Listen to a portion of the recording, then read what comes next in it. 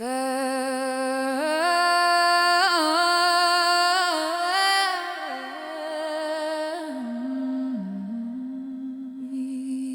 welcome everyone. I am Dr. Lois Olina, retired Associate Professor of Practical Theology and Jewish Studies at the Assemblies of God Theological Seminary. And I'm also past president of the Society for Pentecostal Studies and editor of this book, I Was a Stranger and You Took Me In, Pentecostal Responses to the Refugee Crisis. I'm so grateful that several of our contributors who have come here tonight to help us launch the book. And I'm going to introduce each one of them in just a little bit before they present.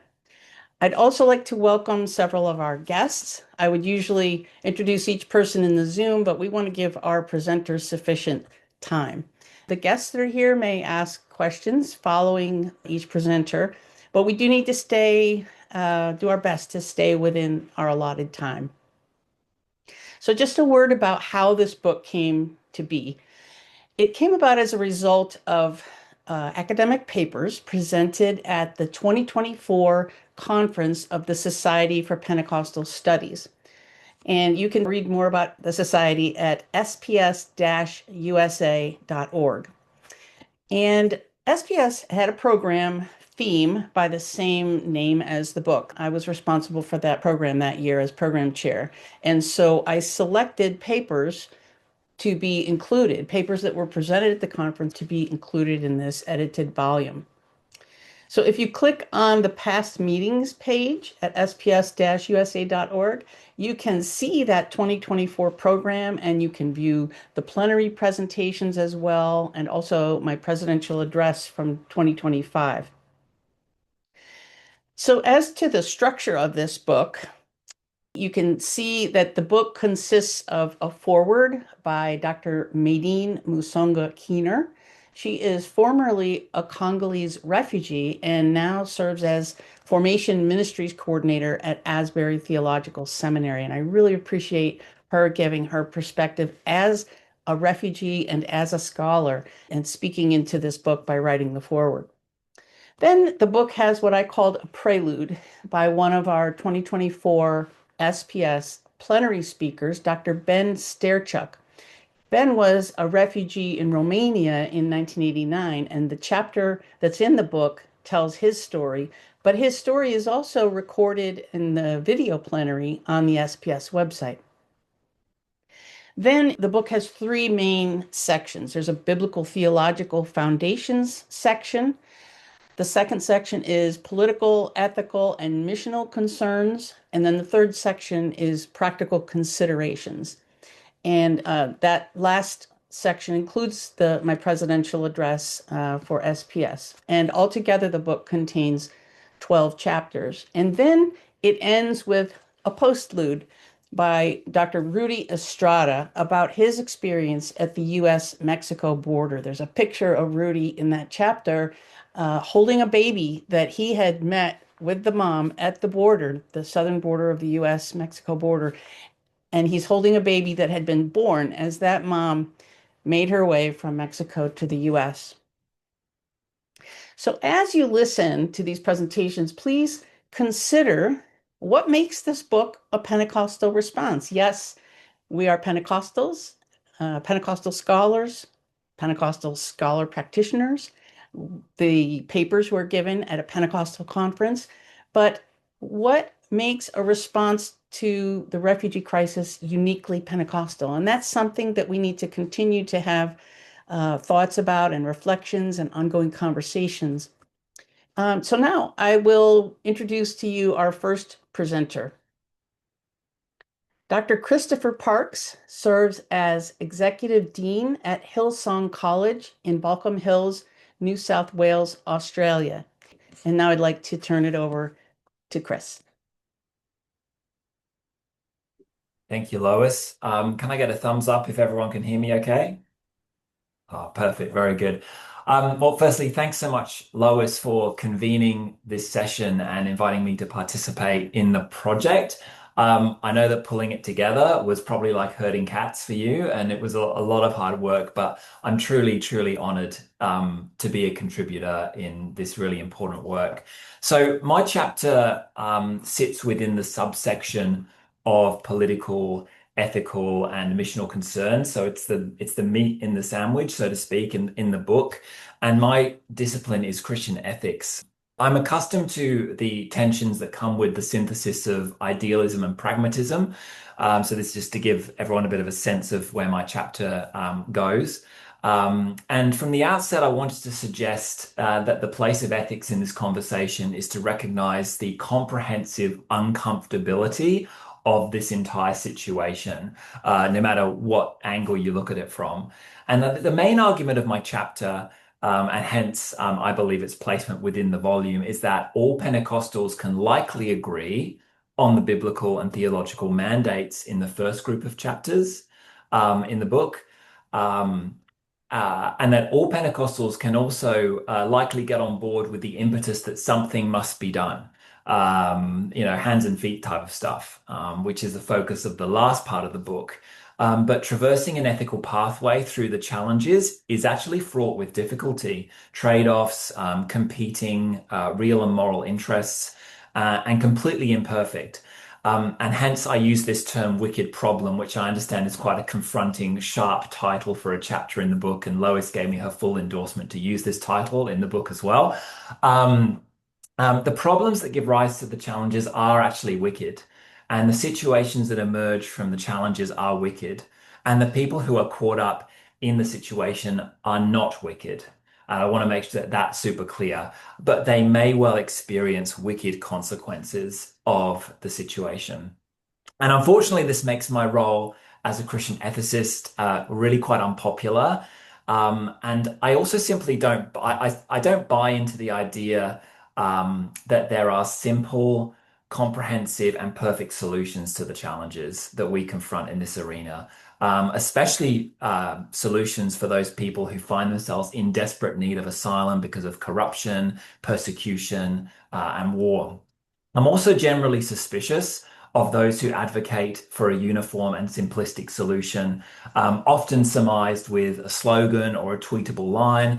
Over here in Australia, a slogan might be something like "Stop the boats." Elsewhere, it might be "Build a wall." But then also slogans like "Jesus was a refugee." I don't know if that is a helpful statement, or "We are all immigrants," if that's a helpful statement. So. Of all these slogans, I think these are ideological attitudes that can masquerade as moral or a political silver bullet. And sort of a secondary argument in my paper that I weave through the chapter is that we often assume or overstate the degree to which Christians, and actually specifically Pentecostals, are whether they are uniform in their response or thinking. And I think that's an area of confusion and overstatement. So going back to 2001, which is where I begin my evaluation in my chapter. Australia has been the recipient of boat arrivals that have refugees and migrants that come to Australia, and the government took measures to curtail these by strengthening the border security. Of course, that looks different if you're on an island, if you don't have neighbouring states. And broadly speaking, interesting enough, both the left and the right political groups within the nation were in support of these measures, and also a general polling among the population was also supportive.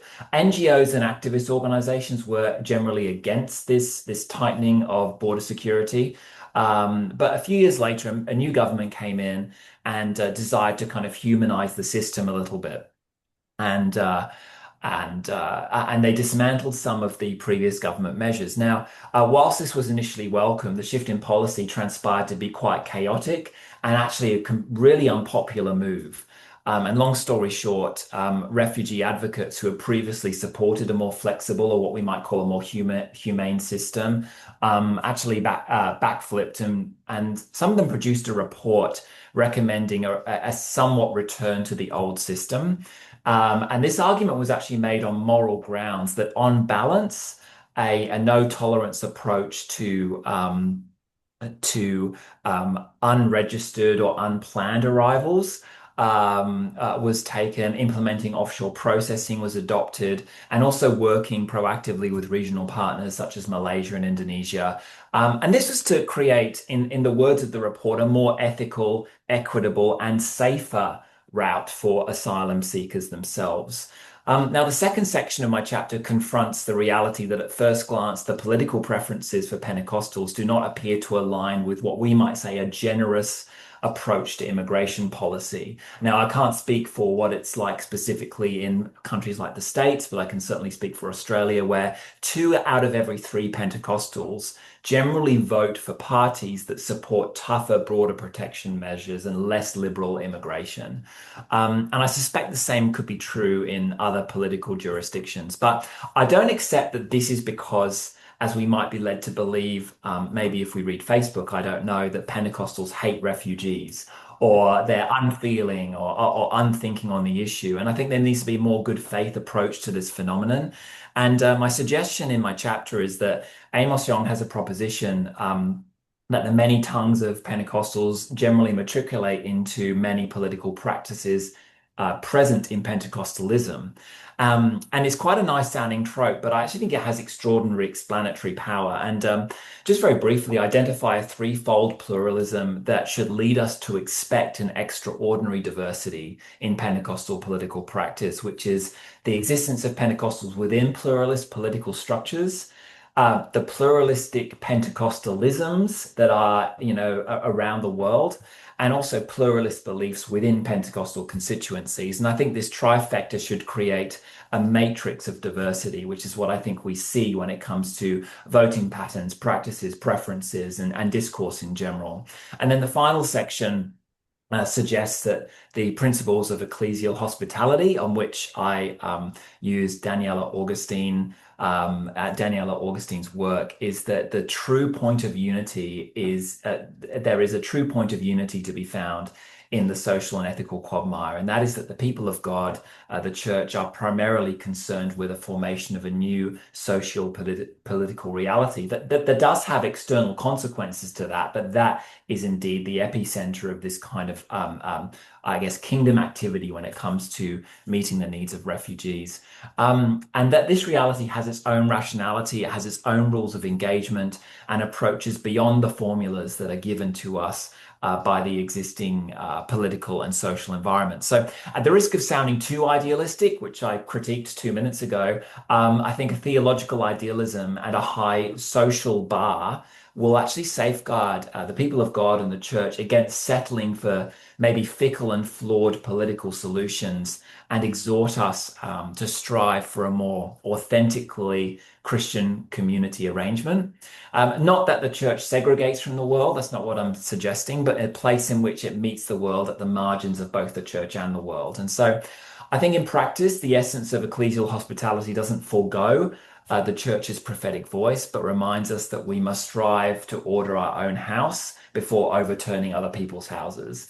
And this, of course, is a balance, and it's going to be imperfect, but it reminds us, I think, of our mandate and sobers our assumptions that politics can heal and sanctify the world void of the Spirit. Um, it switches the question from what they need to do and what society needs to do to what we can do and what I should do. And it also properly orders, in my view, the spiritual mission of the church in such a way that prioritizes the ecclesia, which is Daniela's words, the ecclesial macroanthropos that can adopt a truly transformative role in the systems and structures that we certainly have a mandate to influence and impact. So I'll leave it there. I've stuck to time, I think. Yes, I have. And so thank you so much for listening to my summary. So you don't need to read it now because I've given you the summary of the chapter. But I've got a couple of colleagues with me, Ivan and Michelle, and welcome to throw your questions, and then we'll wrap up in 4 minutes. Thank you, Chris. Hi, my name's Michelle Leaney, and I am part of the team at Hillsong College. And it's my pleasure to bring this question today. So I'll just get straight into it. It's based on the section of your chapter, Chris, about the people and new ethnos. You describe the development of a communal consciousness which begins with an inner spiritual transformation. You go on to talk about divine hospitality that includes willing economic self-redistribution. So my question is, what are the implications of this line of thinking, and how might we practically assist people seeking asylum and refugees, specifically in the Australian context? Sure. Thanks, Michelle. Yeah, great question. I'm tempted to talk a bit about the economic self-redistribution, but I want to get to the practical answer first because I think that's really the angle of your question. And I think the high level answer to this is focusing on what is within our control as men and women of God and as the church, like what's in our hands, what's on our doorstep, what's in our neighborhoods. And I think that goes to things like creating homes for people, both spiritually and materially. And of course, there's an economic dimension to that. I think, we do have a responsibility to cultivate the virtues of generosity and a literal hospitality in our churches. And I know many of us are not just academics, but are practitioners and in church leadership as well. And I also am aware of, and Michelle, this is something that you've also talked to me about offline, is that there are actual programs that have been implemented in different jurisdictions around the world that take a bit more of a grassroots opt-in approach to assisting refugees rather than looking at, one political party or a president or a prime minister swoop in, click their fingers and solve the problem. And, I think there's a lot of merit to that. I don't believe we've had those examples in Australia. And I know that Michelle is someone who's quite well researched in the Australian context, that you have your own set of issues with our Australian. And by the way, I'm not advocating for an Australian type solution, by the way. It's just I'm just helping everyone to understand what we're doing over on this side of the world. But I also think in terms of practically encouraging our churches and our people to be mobilized and engaged. And I think that's where, if you're mobilized and engaged, that's what gives rise to the awareness of diversity within that engagement. And I think a real big thing is to, maybe I'll just finish on this, and it is super practical that, and maybe we don't experience it too much here, but the demonization of people who think differently politically to you really does drive tribalism in my view, and it really is quite unhelpful to the quality of the discussion. So I think for me personally, and I'll finish on this, is that every time I hear someone share something that is different to me or that is something that maybe I don't agree, I actually really want to be that person that really tries to understand and listen, and appreciate that my view is one of many within the Pentecostal space. So maybe I'll finish there, Lois. And yeah, I think we're on to the next person. But thank you so much for the opportunity to share. Thank you. Thank you so much. And thank you, Michelle, as well, for your question, and Ivan for being with us. Our next presenter is Jenny Davila Holloway. She is a PhD candidate, and that means we get to pray for her. And she's PhD candidate in Christian theology at Regent University in Virginia Beach, Virginia. Thank you, Jenny. Thank you, Lois. Again, like Christopher said, I want to thank you for the opportunity to allow me to contribute to this work. It's something that we need to continue talking about, especially now.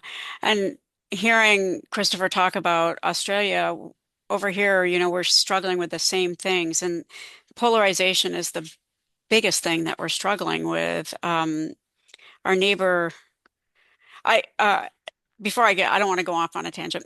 All right, so I wanted to read a couple excerpts from the book and kind of talk about why I came up with this. Most of us are familiar with the greatest commandment. It's you shall love your Lord your God with all your heart, with all your soul, with all your mind. This is the great and foremost commandment. And the second is like it, you shall love your neighbor as yourself. But here in this, Jesus was being asked, who is my neighbor? And they asked this question not so much to clarify who the neighbor was, but to clarify who they were not supposed to like.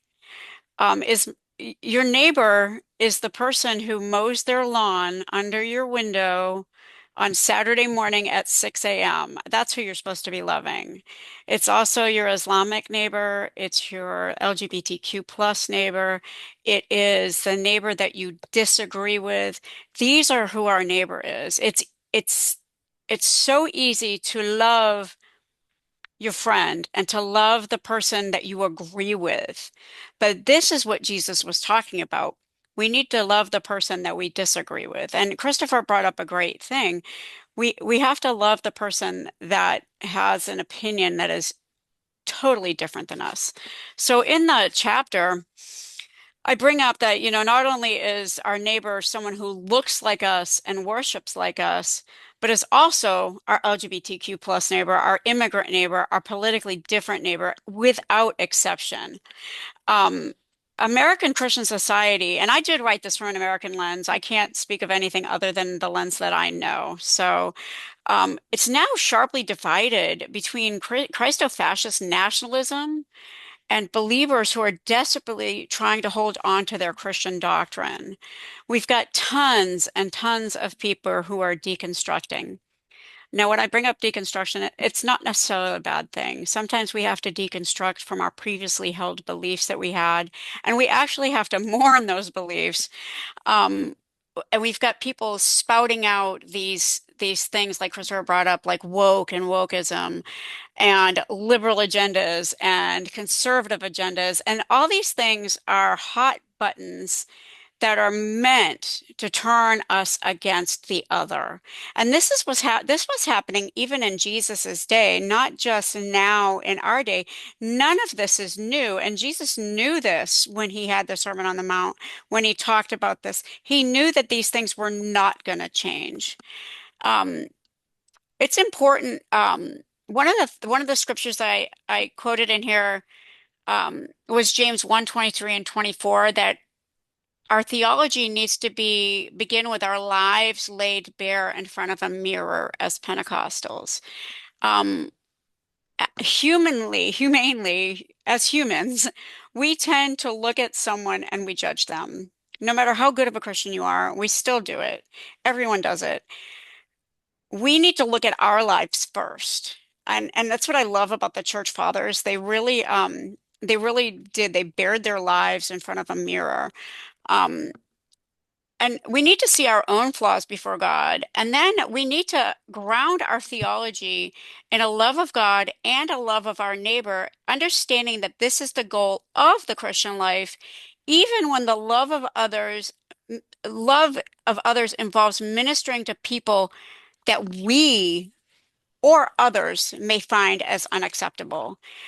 Um, Most of the time, it's not us as Christians finding these people as unacceptable, but it's society or it's other groups of other Christians. I don't want to say that Pentecostals, because I love how Pentecostalism is so very accepting of others, but we need to not be afraid to minister to people that others are pushing to the margins. And that's the whole premise of my chapter, is that so many people in this discourse are being pushed further and further to the margins. Right now, we've got a thing with immigrants and the current administration wanting to do remigration. In other words, they want people that have migrated here in the past to leave. It's scary. It's scary when we're supposed to be loving people who are here, and immigrants right now are being chastised and frightened and everything. So I love I loved being able to contribute to this, to the chapter. We talk about a paradox of Christian love.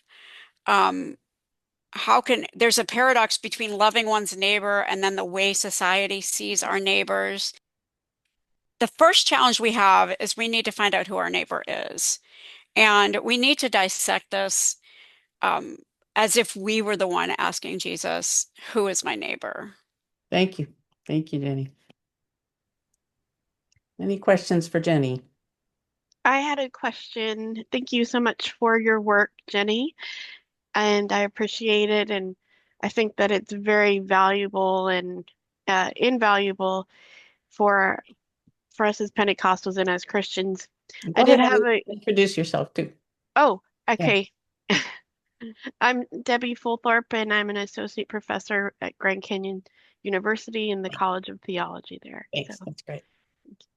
Uh, so Leviticus quotes rabbinic law, the rabbinic law to love your neighbor. Then in your work, you quote the New Testament saying that Jesus broke rabbinic law by healing a Gentile. Can you help us to understand, are these laws in conflict? So I want to answer this from a Pentecostal theological perspective.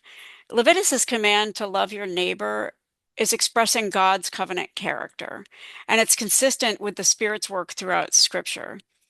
Rabbinic traditions later built protective boundaries, and there was, I don't even know the exact number of laws that they came up, but they came up with, it's like 400 laws. 113.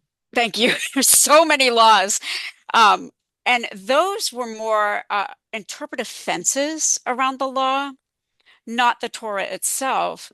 So Jesus is not breaking God's law, he's breaking the human-made boundaries that ultimately are obscuring the heart of Leviticus, which also includes commands to love and protect the stranger. And then his healing of Gentiles is therefore not a violation of Scripture, but a spirit-filled fulfillment of its deepest intent. Um, when they tried to tell him he kept breaking the laws in the New Testament, they were trying to entrap Jesus, obviously. They knew he was the Messiah, even though they say to this day that he was not the Messiah, but they knew that he was fulfilling messianic prophecy. So they were trying to entrap him so that they could in turn get rid of him. So I don't feel like it's a conflict. I just feel like he was just not breaking the God's law, you know. Thank you, Debbie, for your question, and Jenny for your presentation. And we're going to go ahead and move ahead to our next presenter, is Dr. Joseph Dutko, and he is co-lead pastor at Oceanside Community Church in Parksville, British Columbia, Canada. Joseph? So my argument, in really the simplest of terms, is that Pentecostal gender attitudes matter in responding to the refugee crisis. So by exploring the growth and the gender dimensions of the refugee crisis and how it intersects with the growth and gender dimensions of Pentecostalism, I argue in this chapter that Pentecostalism is a crucial partner in engaging gender mainstreaming among displaced people because it's uniquely positioned to create faster inroads for making gender equality a reality than the gender mainstreaming policies of other organizations. And the reason I say this is because the main centers of growth for each of these populations, that is displaced people and Pentecostal people, are often the same. So in these developing countries, actually Pentecostalism is one of the primary contributors to gender attitudes in society. So in the chapter, I define gender mainstreaming and gender dimensions and exactly what those refer to, if those are unfamiliar terms to people. But they are words that are used both in research literature and especially in policy and planning documents by organizations. But here's what I think, we kind of need to know or take away from the chapter and why I believe this is so important. And this is one of the most interesting and key findings in my research is that there is an uncommon malleability in gender norms in situations of displacement. So gender norms are likely to shift and to change in displaced communities and actually often become less traditional in situations of displacement, as women often find increased empowerment in an accelerated fashion due to some of the desperate situations found in migrant communities. For example, women may have to take on the role of protector and provider in situations where male partners die, disappear, stay behind, or migrate for economic opportunity. But these potential changes or shifts or new gender norms are considered very unstable during displacement and will either be reinforced or challenged by the social institutions they receive messaging from, which would include faith communities. So why is this all so important? And what does it have to do with Pentecostalism? The reality is people do not adopt their gender norms from UN policy documents, right? They learn them through social interactions among their groups of influence, including and perhaps especially in their faith communities. Therefore, I think it's hard to overstate the great potential responsibility of Pentecostals in responding to the crisis of displacement, and especially the all-important matter of gender attitudes. So one thing I say in the chapter or paint this picture of what will be the cost in the entirely plausible situation where a woman who has been displaced and potentially subject to sexual and gender-based violence due to patriarchal norms seeks comfort and community from a Pentecostal group, but instead finds patriarchal attitudes or tendencies that conflict with her potential newfound empowerment in her displaced community. Pentecostal groups are often unaware or sometimes purposefully ignorant of government and non-government organizations and agencies and their programming efforts, including on gender mainstreaming. And then similarly, organizations often ignore the impact of faith groups, including Pentecostalism, in shaping gender norms and attitudes. So I say that they're kind of like two ships passing in the night. And this should cause some soul searching among Pentecostals, reflecting on why organizations are hesitant to engage with Pentecostalism in the all-important task of gender mainstreaming among displaced communities, even though research shows that religious groups like Pentecostalism make faster inroads than government policy in enacting change on the ground, and especially informing gender attitudes. So I give some very clear action steps. After all, this is part of the practical considerations part of the book of what I think Pentecostal churches and groups can do to support women's empowerment in situations of displacement and become part of the mainstream strategy for gender mainstreaming. So just a final word is that I wholeheartedly believe that Pentecostal gender attitudes are a matter of life and death due to the intersection and growth and gender dimensions of global Pentecostalism with the growth and gender dimensions of the refugee crisis. And so my chapter explores how those intersect in various forms, including with a case study that's in there as well. Excellent. Thank you so much, Joseph, for your chapter and the way that you point out that the overlap that exists, that refugees are not simply them but us, and with the growth of Pentecostalism, that often refugees and Pentecostals are the same people globally. And so, any questions for Joseph? Yes, I'm Ben Crace from Nashville, Tennessee. Joseph and I actually did our PhD work together.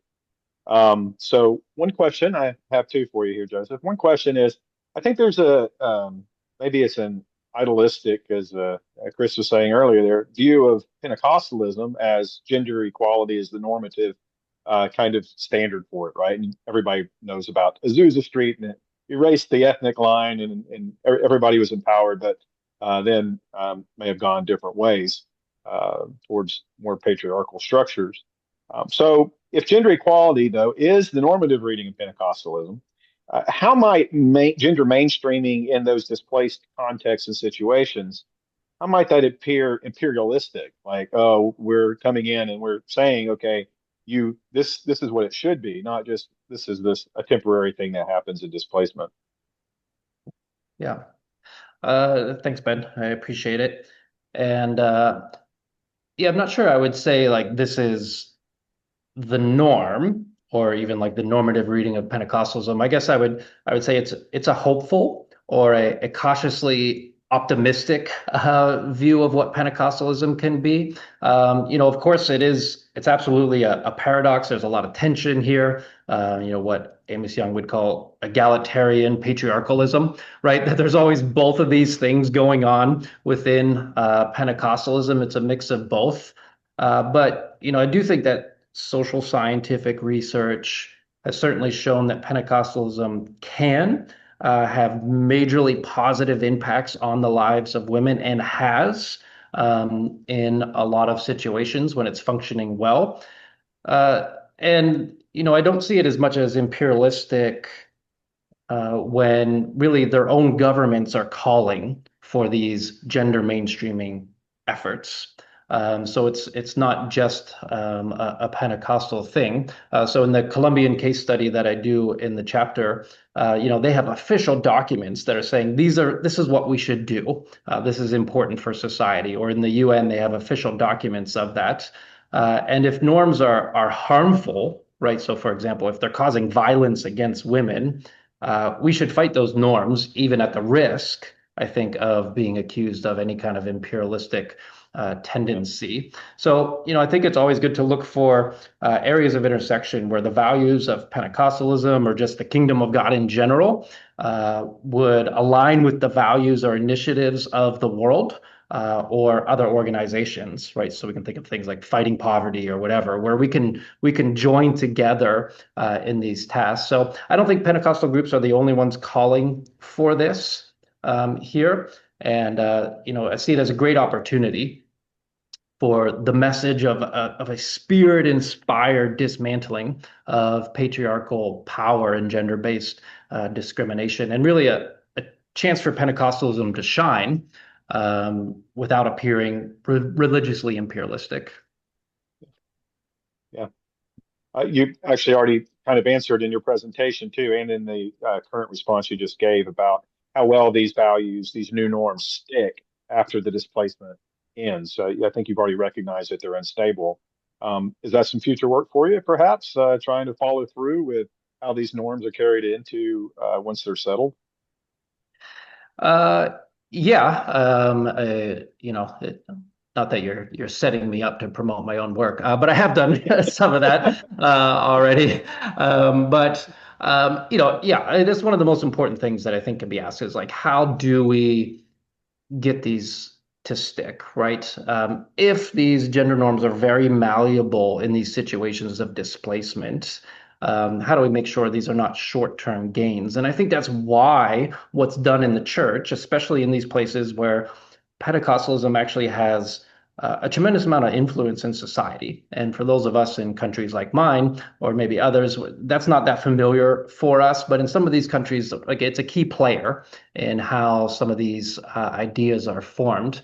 And so, getting these to stabilize, and that's why the practical kind of things that I lay out in the chapter would hopefully be helpful of here's some ways to get it to stick. My other work kind of tackles this whole entire problem of how do we overcome this paradox of this constant push and pull when it comes to gender norms once and for all. So I have a lot of ideas about that, but it's still an incredible opportunity, I think, in these situations for Pentecostals to step in because those norms will be either reinforced or challenged by their faith communities, right? And so what churches do or don't do in these situations becomes massively important in whether or not, as you say, these changes stick or not. And that's why there should be a great sense of urgency within Pentecostal churches in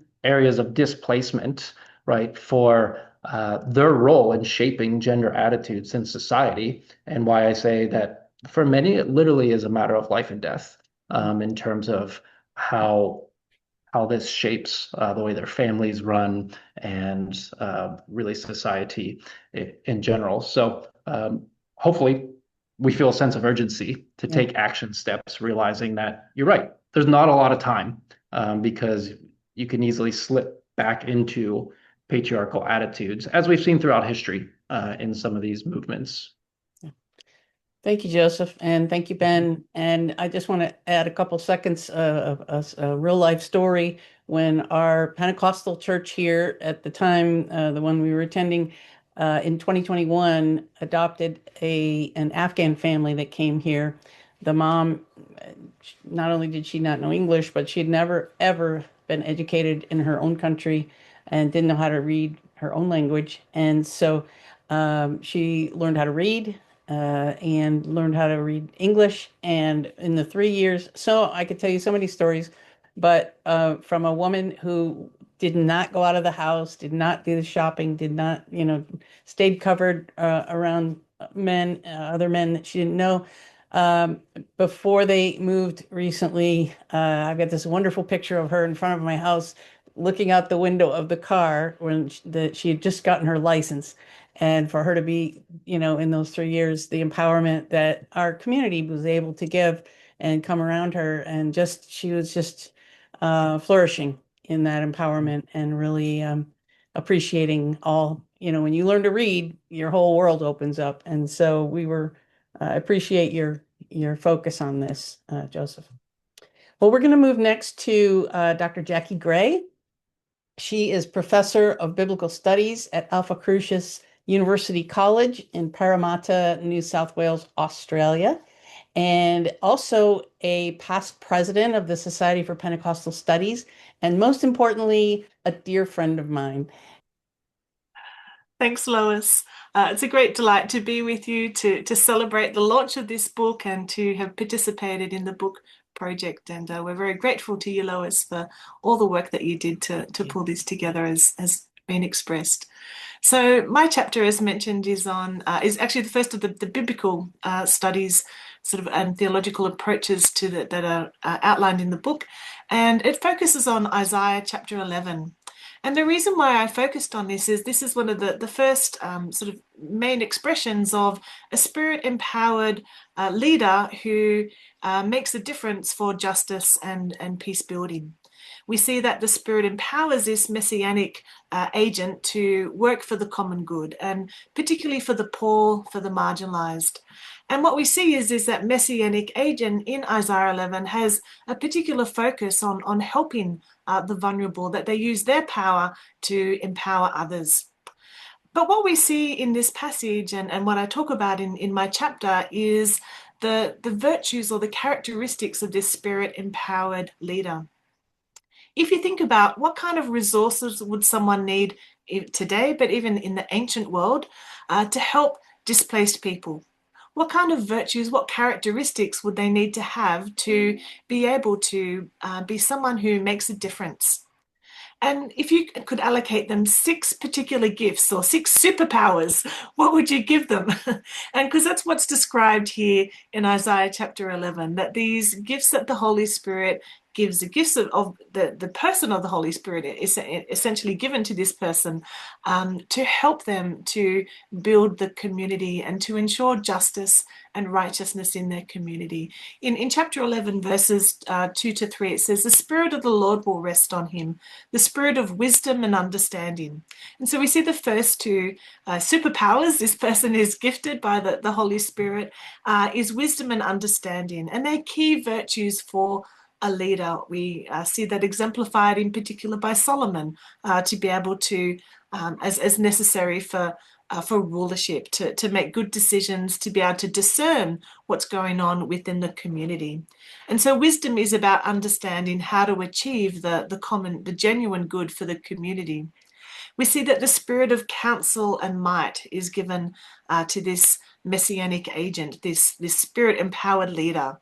And so we see that, again, they're quite connected to wisdom. So charismatic Catholic scholar Cantalamessa connects counsel to the gift of discernment and links it to 1 Corinthians 12, which as Pentecostals we all love.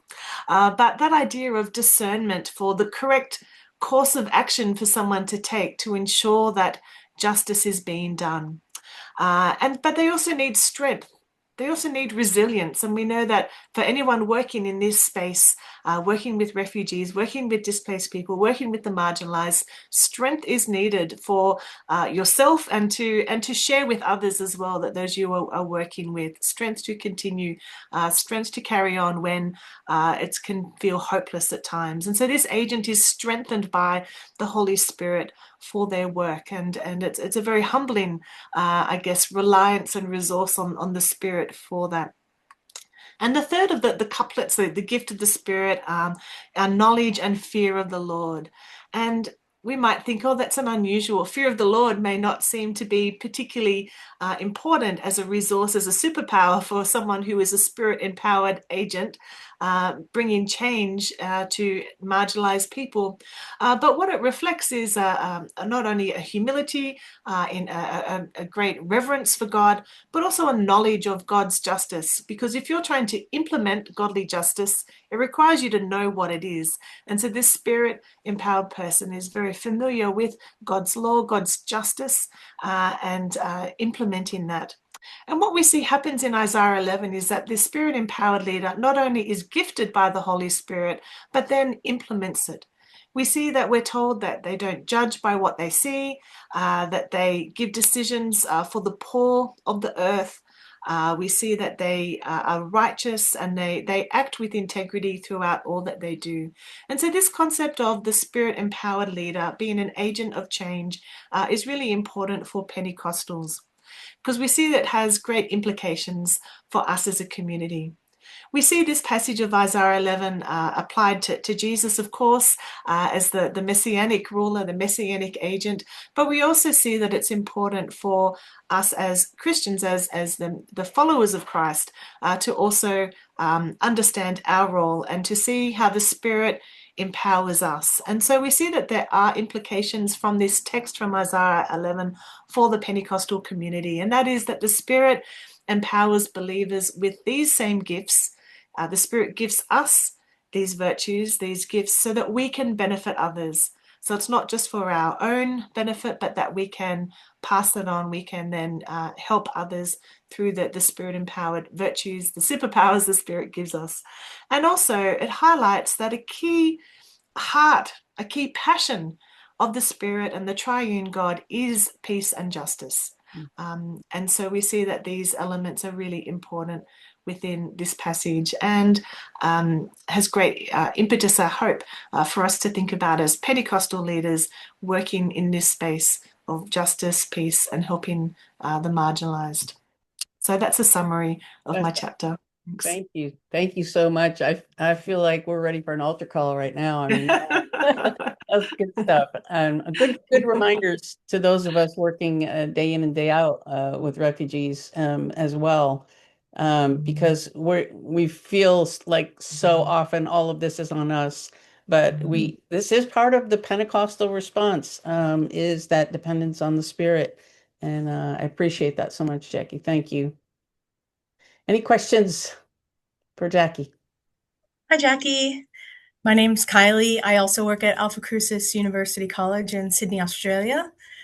Jackie, thank you so much for your presentation. And specifically this chapter, I was particularly interested in that connection that you talked about between Spirit gifting and the concern for the poor. And I guess I'm just curious, how do you see, or do we see, that connection beyond Isaiah 11? That's a good question. Thanks, Kylie. So I don't explore that in my chapter, but what it does set up is for the Lois's sequel, the sequel of this book, we can have a further exploration of this. But I think it's important to highlight because we see it's not just Isaiah 11 that where we see a Spirit-empowered leader working on to bring justice and on behalf of the poor. We actually see it all throughout the Bible. In fact, as we continue through Isaiah, we see in chapters 40 to 55, there's the servant figure who is empowered by the Spirit to bring justice to the ends of the earth. We see that and of course, the suffering servant who gives their own life, who suffers on behalf of others, showing that deep humility and that the heart of God for others, that reaching out, the triune God reaching out to others.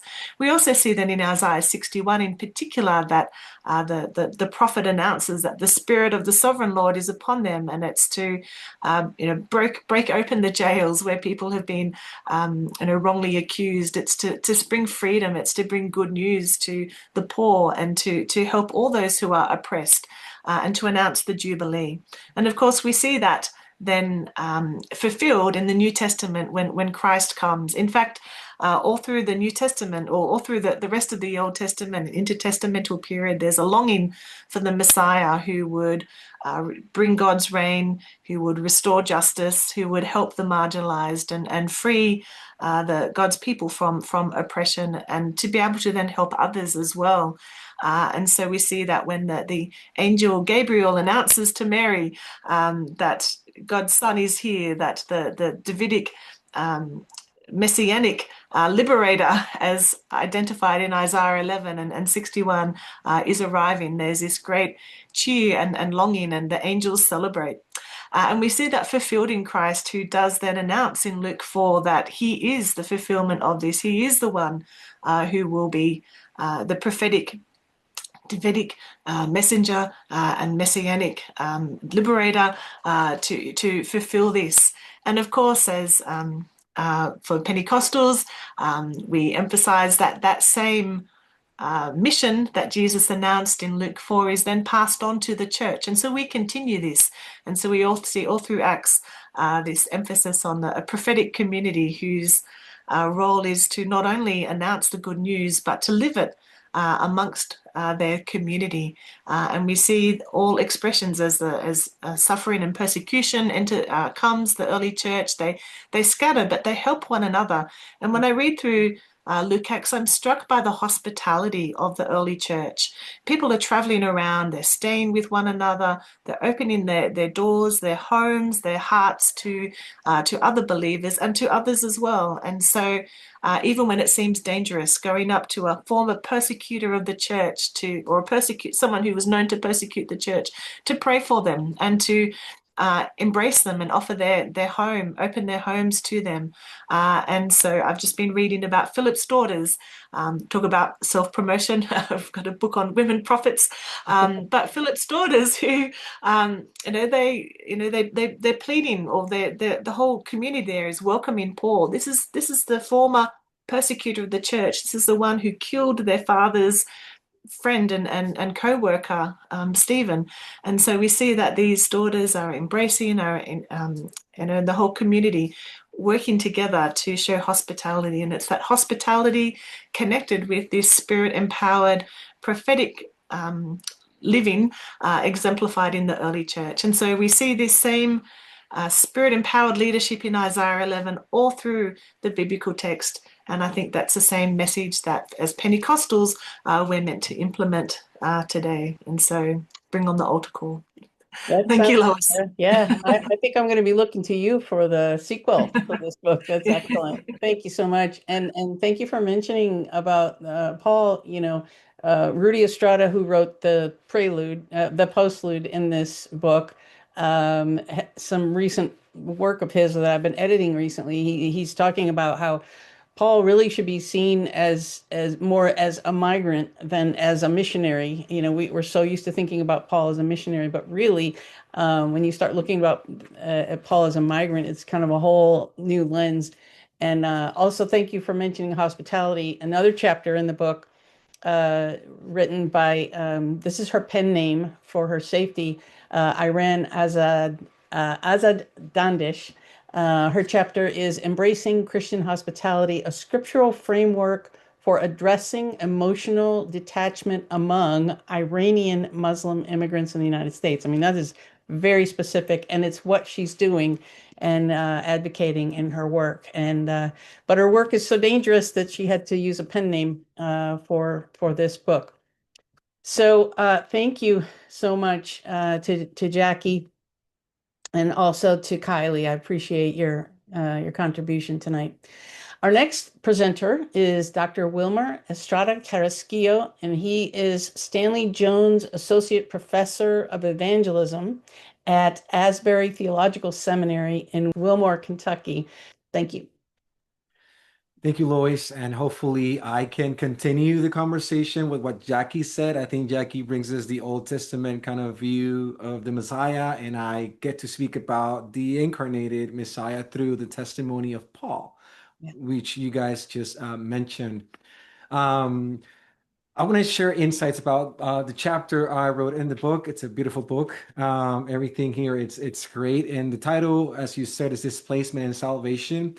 The seeds of this chapter actually is a personal conversion experience. Writing my PhD work, I never thought I was going to cry in the library as I was writing a research paper, and reading Philippians chapter 2 was a conversion experience for me as a Puerto Rican living in the States now and experiencing otherness, experiencing displacement. So the central question of this chapter is, what does salvation mean when viewed through the lens of displacement? I've read Philippians many times back in La Isla de Puerto Rico, but now reading it in the States, it just came to be something very different from me. And I argue that salvation can be understood as an act of divine displacement. Jesus is willingly dwelt among us to take our humanity for the sake of the displaced. And this perspective challenges the church to embrace and embody displacement as part of its identity and mission. So the chapter proposes that the main thesis is that Jesus' incarnation is a salvific act of displacement. And this will shape the way our theology and praxis, because salvation is not only about demanding others to become like us, but it begins when we take the form or the other, just like Christ did.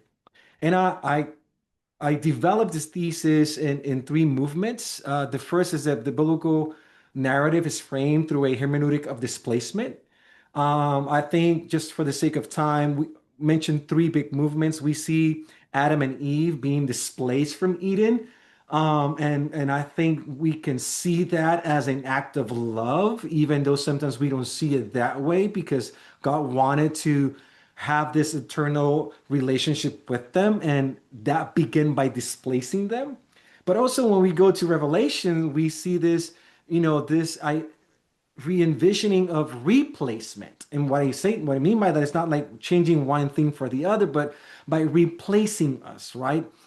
We are being replaced by God's presence as He is returning for us in the person of Jesus. And in between those two bookends, well, we have Jesus' experience of displacement for our replacement when He's incarnated, right? By the work of the Spirit, He becomes and takes our humanity. So that's the first movement. The second movement then is looking deeper into Second Philippians chapter 2, verses 8-5. And there I just look at the three-word movement that Paul uses. He took the form of humanity, he was in the likeness of humanity, and then he found himself in humanity.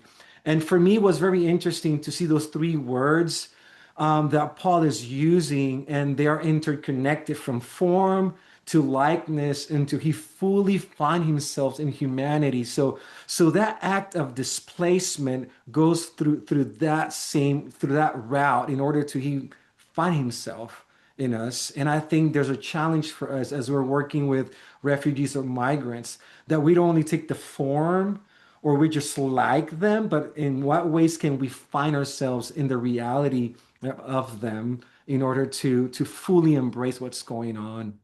So I just work a little bit with that triad from form likeness and the intentional voluntary displacement motivated by love. And then third, my migrant experience is like the third movement that I work there. Born and raised in Puerto Rico, been doing a lot of work with migrant communities in the US, whether from the island or undocumented communities. We are foster parents of a Guatemalan-born child who is in the US, and we're in the process of adopting, but the process will be very difficult right now because of the laws of right now. So I mean, one thing is to talk about this, and then it's like opening the doors for someone to live with you. And now displacement has two ways. It's not only for him but it's for us, but we do it in a way that we hope that is lovingly, right? As we do this kind of work. So displacement brought to us a sense of loss, a sense of marginalization, a sense of redefinition of identity. Yet it also offered, and this is what I've learned, a new lens for reading scripture and living my Pentecostal spirituality, right? Reminding us that Christians are called to live as strangers and sojourners, right? And after that, then I think I moved to three major contributions that I think that this conversation can have. One is theological, and reframing salvation as relational and incarnational, rooted in Christ's displacement. And I'm doing that, through the lens of Philippians chapter 2, and theologically talking about what does it mean to talk about divine displacement. Then contextually, and I do that in two ways. I do that as a Pentecostal, as a Latino. I offer a Hispanic Latino Pentecostal perspective. One is through the lens of pathos, not like Steve Lamb defines it, but more like Samuel Soliman talks about suffering instead of feelings, and what it means to suffer with the people who are being displaced, and how Christ did that. He just suffered with us in order to recreate and replace us in where we're going. But also I do that as a Latino, and I remember my mom singing this song when she was cooking, like, no puede el mundo ser mi hogar, right? It sounds like the world can't be my home. Y en el mundo hay una mansión, and in heavens there's its mansion, right? And as I heard those songs from my mom, and it was like, we're living here, but we know, son, we're moving to someplace else soon, right? So having that Pentecostal kind, we're here, but we're moving, was also very, very, it comes out in this chapter. But also, being in Puerto Rican, you can come in and out of the US many times. So I visit the US, and many times that I was in the US, I heard a lot of people singing in Mi Viejo San Juan. Is a very famous song. And it's the writer is singing about his desire to move back to Old San Juan, right? But the song begins with this idea that I want to be there, but it ends saying my hair became white and I don't know if I'm going to go back. And then, there's this pain. But what is interesting is that that song has become a sense of hope for us who are now away from home, right? We sing it knowing that he never got there, but we sing expecting to go back. So we have that kind of experience contextually also. And then missionally, I bring this idea from Curtis Elliott that talks about theological gazing. He worked a lot, Georgians, displaced people in Europe, and how they went to the border and looking at places where they were from, that theological gaze gave him something to hold on into. And he talked about the idea of theological emplacement, right? Helping displaced people find orientation and belonging in God. And I think that what Jesus does in when he comes for us. So implications to be done. So what does this mean for us? Number one, I think the church should embrace displacement as a natural experience. The church is a foretaste of God's kingdom. We already heard this a couple of times. Have to be open, relational, and welcoming to the stranger. Number two, the church should embody displacement as commitment. Like Christ, we move towards the marginalized in humility and love. And this requires integrating theology and praxis for missional identity. And I think this could be practiced in the following ways. Number one, advocating for migrants and refugees. Number two, creating spaces of belonging and hospitality. And number three, shaping ministries through Christ's model of service and sacrifice. So I think by adopting Christ's mindset, like Paul says, have the same mindset, the church becomes a sign of God's kingdom, living out salvation as an act of love for the displaced. And hopefully, may we, as Paul says, have the same attitude as Christ Jesus and move towards, not only in the form, not only in the likeness, but until we find ourselves with them. Thank you. Excellent. Thank you so much, Wilmer. I so appreciate your contribution to this chapter. And I remember when I was editing the book, I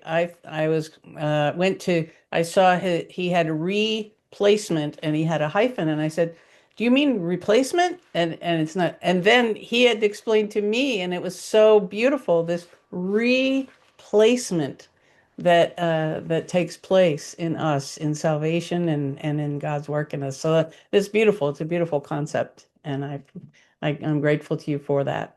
Thank you for letting me be part of it. Muy Yeah. agradecido. Very thankful. Oh, you're welcome. Any questions? I have a question. My name is Alejandra Guajardo. I'm a community advocate and a faith leader in Cleveland, Tennessee. And I work especially with immigrant communities. Wilmer, I enjoy everything that you write and everything that you say. I truly enjoy your chapter. And one of the things that I believe is that you capture perfectly how displacement, just as the idea of migration and movement, is natural, right? Like movement and migration natural, hate is not natural. And it is also a recurrent theological and biblical theme. So when you spoke about Christ, the displacement of Christ, and then you mentioned about this displacement ending, and the quote from your book is Christ's displacement ends by finding himself as a human. And I believe that while movement migration is natural, there's also that hope for displacement to end. So for those migrants and refugees, right? So for them to not be living in the state of displacement forever. So how do you envision the end of displacement from this particular theological perspective? This idea of full humanity that you talk about when it comes to Christ's own end of displacement. Where does displacement end? And can the church be a part of the end of displacement while still embracing displaced people? Great question. Yeah, thank you, Alejandra. I think that as I was reading your question and reflecting on it, there's this tension of there's some sort of displacement that ends, but at the same time, there's something that it still is still present. And I think what we have to end is the dehumanizing part of displacement, where people are completely demonized by those realities, but at the same time holding the hope of that we're here, but also we're going elsewhere. And we have that kind of tension. And I think that for Christ's displacement culminates in his full humanity. I think that when he becomes like us, there's something there that teaches us how to live as humans in this reality by embracing the vulnerability and being obedience unto death. And I think that's why I say that it ends there.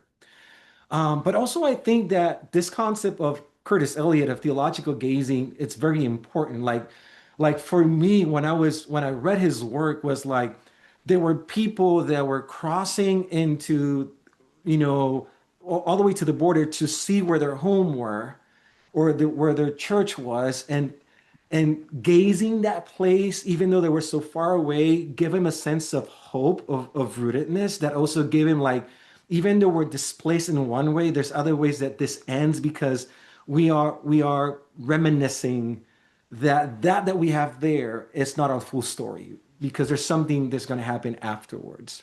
And then in terms of the church, I think yes, the church needs to participate in displacement by becoming a space of emplacement. I think the church needs to be that place of emplacement, community where migrants experience belonging, dignity, and hope. And maybe some of our homes, like I just told a story, like we had to recreate our space to receive Anthony, right? And that takes a lot, but at the same time, that's our calling, right? We have to welcome the stranger. We have to advocate like you do, right? That we have met ourselves in many of these actions and cultivating practices to close the gap between what is strangeness and what is hope. That's excellent. Thank you. And thank you for your question, Alejandra. Anyone else? Yes. Wilmer, thank you. As a Boricua living in Hawaii, thank you for remembering us. I truly, truly appreciate that. How does the Introduce yourself. Go ahead. Yes, Orlando Morales, Puerto Rican living in Hawaii. Thank you for El Viejo San Juan. That almost made me cry in camera. Um, my question would be, how does embodying displacement redefine the church understanding of salvation as both personal and a communal act. Yeah, so I think that embodying displacement means that the church is imitating Christ's voluntary movement towards the other, as described in Philippians. And then salvation is no longer viewed as an individual transaction, but as a relational, incarnational process. Personally, I think that believer participates in Christ's obedience by adopting that mindset of humility and service, and taking not only the form, but also finding themselves. So when I mentioned at the beginning that I cried 5 years ago reading this text, is because it's not until I became the other in the United States, sadly, and I say this as a confession, that I truly understand how I was treating Dominicans in the island, right? And that moment of reading Philippians made me prompt a moment of true conversion that I had to call my Dominican friends and say, I'm sorry, right? I'm sorry because I did this by being silent, and I did this when you were not in front of me. And I think the church needs to dismantle, like we're doing everything okay, but also we have to be aware of our wrongdoings. And communally, I think the church becomes a living sign of the kingdom by creating those spaces also of belonging and hospitality for the displaced. So I think there's a lot of outwork, but also I think there's a lot of internal work that we have to do as a church, because as we all know, right? We tend to say you're doing okay with this hand, and then with the other, we're just like completely dehumanizing others. So yeah. Yeah, excellent. Thank you, Orlando. Well, our final presenter is Dr. Joseph Lear, and he is Director of Theology and Global Church Ministries at Evangel University here in Springfield, Missouri, and also pastor of Preaching and Theology at Resurrection Assembly of God in Iowa City, Iowa. Hi, everybody. Super excited to be here. Thanks for having me, Lois. Let's see. Jackie talked about the Old Testament. Wilmer talked about the New Testament. And now I'm going to find Jesus in the Old Testament and bring it all together. At least that's the goal. So here we go. I think that the best way of describing what's going on in the chapter that I've offered in this book is by just trying to unpack the title itself that's Lois just narrated, which is Doing Liturgy with Ruth, Immigration and the Threat of Anti-Eucharist. I think that first of all, a couple notes on the Pentecostal character of this chapter, since that is obviously a major theme of this whole call and the book. It is not typical to hear the word Pentecostal and Eucharistic in the same breath. Most people don't associate Pentecostalism with being a Eucharistic tradition. And I would submit to you, as Dwight Schrute himself would say, false. I grew up in West Africa, where Eucharistic observance was entirely formative in my Pentecostal childhood upbringing. When I was at Central Bible College, I attended a church in Springfield, Missouri, that an Assemblies of God church that celebrated the Eucharist every single Sunday. So I have known very little of Pentecostalism without Eucharist in my own practice, although, of course, I know it is in fact out there. And then, of course, if you need to read more about this, go read Chris Green's stuff on it, because it's excellent. The reason why I wanted to engage Ruth is because I know that Pentecostals are people of the Bible. And I feel like if we're going to move the conversation forward, we need to keep bringing it back to the Bible.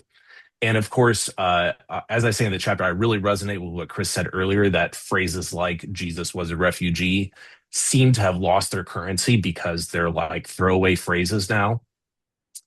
But that's because we shortcut straight to that phrase without actually unpacking what this looks like in the biblical text. And of course, going to the book of Ruth kind of takes Jesus temporarily out of the picture, only to surprise you with him at the end anyways, because, well, you'll see. And Ruth is his grandmother of sorts. Pentecostals are also story people. I think people are story people, but Pentecostals in particular are. Testimonies are also entirely formative in terms of like my Pentecostal upbringing. People giving a personal narrative of something, and Ruth is a very personal narrative of immigration. And then finally, a lot of what I write in here, and I talk about this more in the chapter, emerges from my own ministry here in Iowa at Resurrection Assembly of God, where next month I will have been there for 10 years. Originally as a lead pastor, but since I started teaching at Evangel, I got demoted to associate. So there you have it. So getting to the title of the article, first of all, liturgy is just a fancy word, as many of you will know, for rhythm. The things that we do on a daily and weekly basis that both are formative for us. So like we intentionally do them so that they make us a certain kind of person, but then also we do them because we're already that kind of person in general. And we, like you tell your wife or your husband that you love them because you want to learn to love them, but then you start saying it also because you love them. And which one is it when you say it? It goes both ways. So the hope is that as the church does liturgy with Ruth, that there can be certain a cultivation of like church culture that practices what is embodied both in Ruth uniquely and particularly, and in the scriptures more generally. So Ruth is this incredible story about food and immigration, and I think that those two things have to be brought together, even in our contemporary and American, particularly American context. Although it goes global too, because neoliberal capitalism is everywhere. So famine is what sends these Israelites to Moab in the first place, where Ruth ends up marrying this Israelite man. And then famine is what sends them back. And they come back to Bethlehem, which is the house of bread. And the whole love story, it's really an incredible short story when you think about it. There's love and death and famine and immigration and so on. The stuff of good storytelling. And the whole love story unfolds around picking up food off the ground and encountering one another. And there's this really beautiful scene that just arrested me one day when I was reading it devotionally, where Boaz sees Ruth and he invites her to come eat with him. And he says, and it says that he says he invites her to take a morsel of bread and dip it in the wine, which of course reminded me of intinction. And how can you not see the Lord's Supper foreshadowed in this moment? I mean, come on, Jesus is everywhere, guys. And then the author says, and there was some left over after Ruth was satisfied. And again, it just sounds like Jesus feeding the 5,000, right? So in a sense, Boaz becomes this Christ figure, at least in that moment. Although, of course, Ruth in her own ways also becomes a Christ figure throughout the story. That also comes in the context of like Boaz approaching his own workers and saying, "The Lord be with you," which, if you've ever been in a liturgical church, is a very common phrase that the priest will say at the beginning of the service, or the pastor will say at the beginning of the service. And his workers respond, "The Lord bless you," which, there's this liturgy that's unfolding in the story itself, that certain embedded cultural patterns that that begin with greetings, but also then that unfolds in a context of welcome. So the fundamental claim that I'm making is that when food itself is received gratefully, then so can we learn to receive the foreigner gratefully. In this pattern that infuses all of life. And how we think about food in our contemporary societies has everything to do with our politics of immigration. So that gets me to the other half of the title, which is the risk of anti-Eucharist, or the threat of anti-Eucharist. I the passages I'm thinking about, and this is what I begin the chapter with, is that moment in First Corinthians where Paul is talking about whether or not people can eat food offered to idols. And this is all in the context of him discussing the Lord's Supper. And he says you can eat food offered to idols unless someone says this food has been offered to idols in such a way as to like try to implicate you in the worship of idols, and like puts you in the situation where you can't eat this without actually participating in idolatry. But otherwise, don't worry about it because you're not actually worshiping idols. And in that way, Paul uses the Lord's Supper as a lens to think about two things that are intimately related: how we eat food generally and who we eat food with. And in other words, who we're welcoming into our lives. So in our contemporary society, and I'm speaking in broad terms here, so a moment of cultural critique, I think that we treat humans like trivial items of consumption, just as we treat our food. And of course, I'm thinking of like fast food America, right? We all know this stuff is bad for us, but it has been packaged and formulated, to use a laboratory term, to meet us at our most basest desires, right? Like salty, crunchy, everything that we want in the moment of deep hunger, and it's fast, so we can have it immediately. One of the theologians that I engage, Catholic theologian Bill Kavanaugh, talks about this Taco Bell advertisement, which I'm not familiar with, so it must be from the 90s or something like that when I was still in Africa. But he talks about like this Taco Bell advertisement, which, by the way, Taco Bell has the audacity to call itself Mexican food, and literally it works for anybody's palate, right? They're not putting any spice in that stuff. That at best it comes on the side, and but an advertisement, as one can imagine, is like this Mexican grandma, like making a homemade meal in some terracotta pot and like sipping tea or something like that. And he makes the point that like a modern Mexican grandma is probably washing down tortillas with Diet Coke while she watches reruns of an American-made soap opera. And so in that moment, the advertising objectifies both the food, because it looks nothing like it actually does when you like unwrap the wrapper. It's like very depressing compared to the pictures they offer us. And neither does the culture and the ideal person behind the food. And yet we're consuming both images, right? I remember going to Las Vegas and like seeing a store that was offering authentic Hawaiian shortbread for sale, which, why is there shortbread from Hawaii for sale in Las Vegas?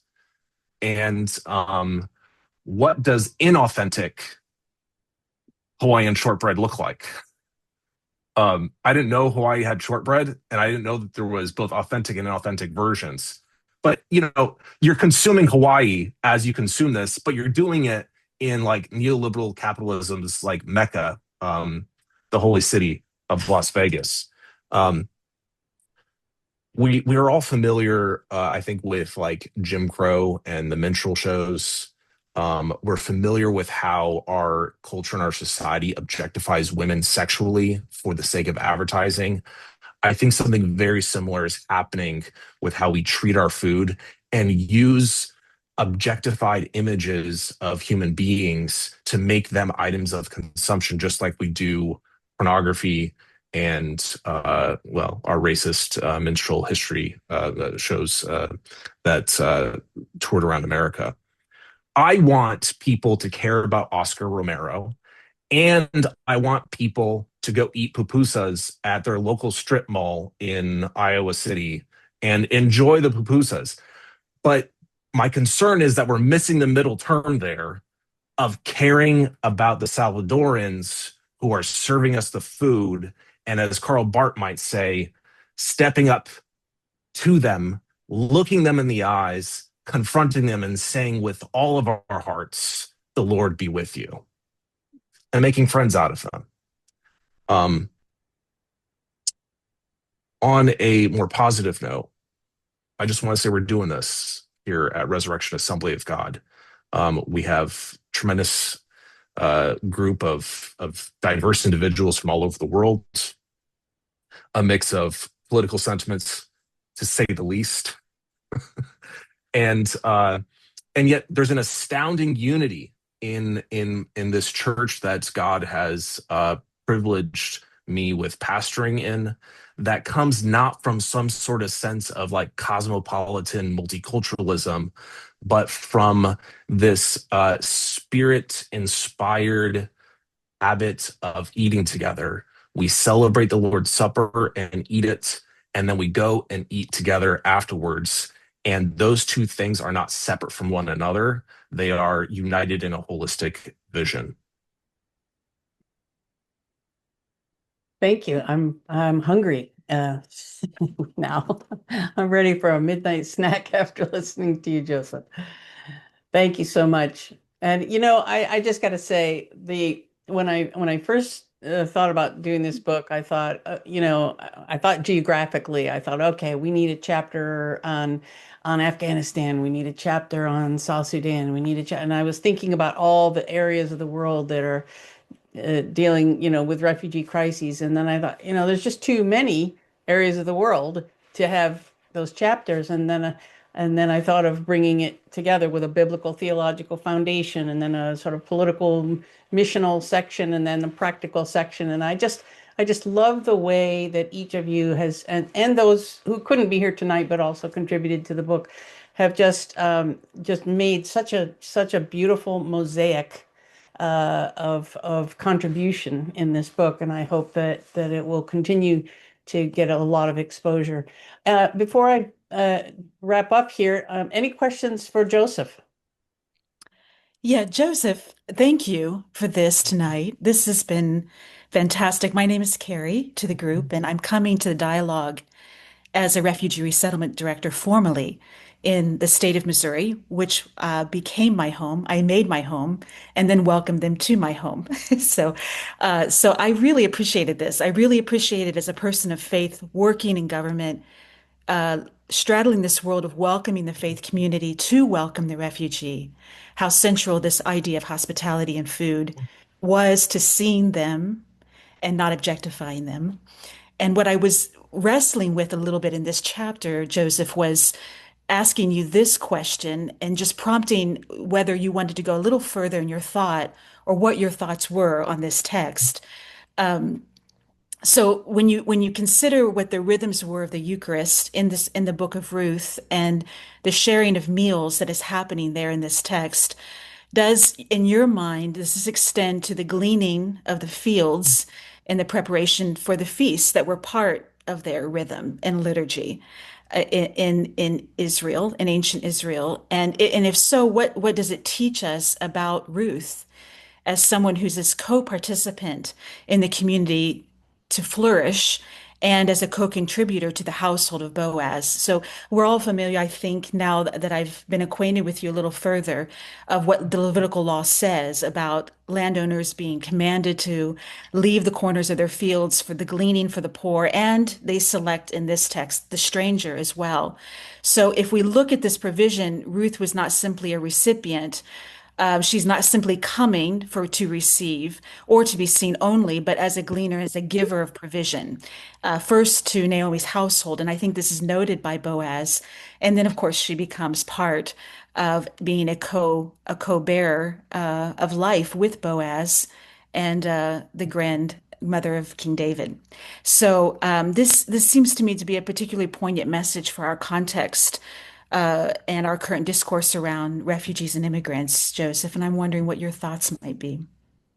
Yeah, I mean, the first part, the simple answer is yes. I do think that connecting this all to broader, like the rhythms of the annual calendar that Israel lived by, and the liturgical calendar of the church, whatever that may look like, depending on one's tradition. Definitely, let's go there, please, and let's have feasts and invite people to come eat with us, because I think magic happens. No, let me back up. Not magic. Spiritual things happen with a capital S when we eat together and have conversations over a delicious meal together and explore one another's um, uh, uh, homeland cuisines. So definitely, I think that the second part about Ruth being a co, what was the word you used, co-participants in the practices that are there, 100%, obviously. But the one thing that I just want to be really clear about is that Ruth was vulnerable, to say the least. First of all, throughout the entire book, consistently, they keep on calling her Ruth the Moabitess. And of course, we all know that really icky story about how Moab came about. And then, of course, Israel's own history with Moab is not pretty in the Old Testament. So I think that it's deliberately throwing shade at her like national history, which puts into all the more stark perspective what it's like for her to come to Israel and find this situation that she's in. And to add to that, Boaz has to say, don't lay a finger on her. Like she was, as others have pointed out, in their own unique ways, that she was under threat of sexual violence, coming to a foreign land, being unmarried and widowed, and going out to find food at vulnerable hours, no doubt. So, but to the point of being a co-participant as well, I think that it's worth seeing the grand story, right? Like Boaz is a Christ figure, but then Ruth herself ends up showing hospitality by inviting Boaz into her life, which is very clearly what's happening when she goes to visit him at night, in its own unique way, but also then ends up showing hospitality in her womb, which eventually brings us Christ. That's beautiful, Jess. Thank you. Thank you. Mm-hmm. Well, again, I just want to thank you all the contributors who presented, and the contributors to the book who who were not able to join us tonight, but also to our guests who have been with us. You met some of the guests as they introduced themselves when they asked questions, but I'd just like to ask four of our guests that didn't get a chance to, if you would just briefly introduce yourself, and then we're going to do a drawing of all of the guests that are here, the contributors. You guys already have a book, so you don't need a book, but we're going to do a drawing for a free book of those names of the individuals that are here as guests. So Howard, let's start with you. Yes, my name is Howard Kenyon, and I am semi-retired, which means I'm old enough to be retired, but don't necessarily want to be, I guess. When it comes to all this kind of discussion, it's wonderful, and was very involved in academia and missions, and quite involved with refugee work the last 15 years. So. Thank you. Karen? Hi there, I'm Karen Lucas. I'm a PhD student at Fuller Theological Seminary working with Amos Young, and I'm an ordained minister in the International Pentecostal Holiness Church, and worked previously with Lois with the Pentecostal Justice Coalition, and on the manifesto with that. And so I'm just delighted to be here. We're going to actually, Lois is going to be joining us at Fuller in January, sharing information about the book with our student group, one of the student groups at Fuller that's called the Decolonial Conversation Student Group. So we're excited to bring this conversation and make students at Fuller aware of this new book. Thank you. Thank you. And Kelsey? Hi everyone, I'm Kelsey. I'm located in Queens, New York. I'm a seminary student in University of Leadership and Ministry. And I also have a podcast where I kind of collect different academics and we discuss all these kind of topics: migration, culture, theology, apologetics. So I'm grateful to be here. That's great. It's good to have you with us. And Julie Krause. Hi there, I'm Julie Krause. I'm a U.S. missionary with the Assemblies of God, and I just work to help our fellowship to be a more welcoming place to immigrants, migrants, and refugees, especially pastors planting churches among second language speakers. And I just want to thank you all for sharing from your hearts and from your expertise. Tonight was beautiful. Thank you so much for being with us. Well, I have all of your names here. I'm going to shake them up here and see who gets the book. All right, try to be fair here. All right, we have Alejandra. Very good. You have a free book coming your way. And if you already have a copy, then you can give it to someone. And again, thank you everyone for being with us, and have a wonderful, wonderful night. God bless you.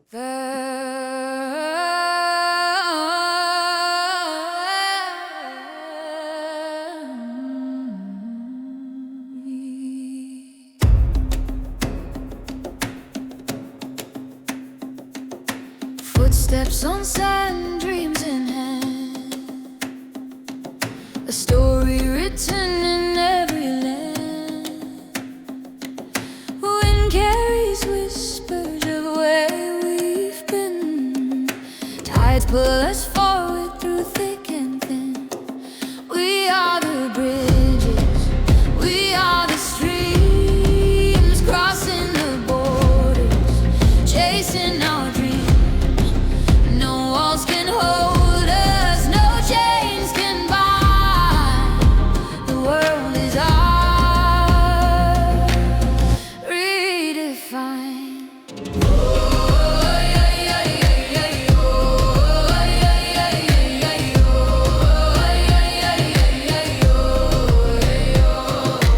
Echoes of home in a foreign tongue, songs of sorrow yet to be sung.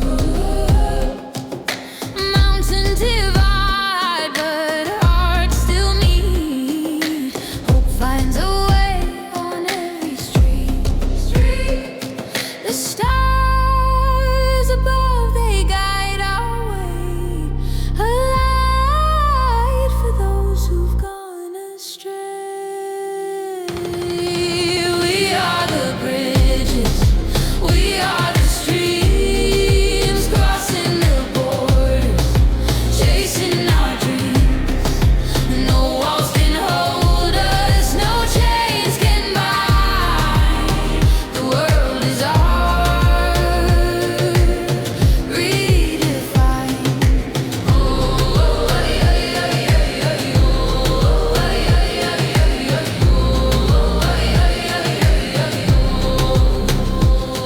The earth is wide, the sky is free. We carry our roots like ancient trees. One hand to give, one hand to receive. Together we build, together believe.